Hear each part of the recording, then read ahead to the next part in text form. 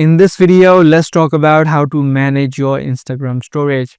If you are running low on your phone storage, the Instagram app can take a lot of space, which is mostly due to cache data. In today's video, I'm going to show you the few things or the few simple ways that you can manage the Instagram used storage.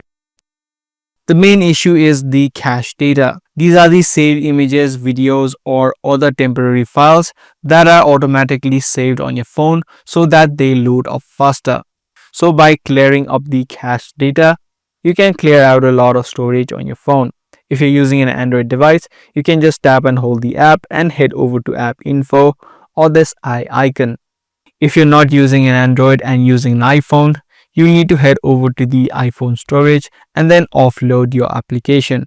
If you're using an Android, in this section, tap on clear data and tap on clear cache. What you can also do is tap on clear data again and then tap on OK. But in this case, you'll get logged out of your account. So make sure that you know your credentials so that you can again log in. So that was a simple process of managing your storage inside of Instagram. I do hope this guide video helped you out. If it did, be sure to subscribe and also give this video a thumbs up.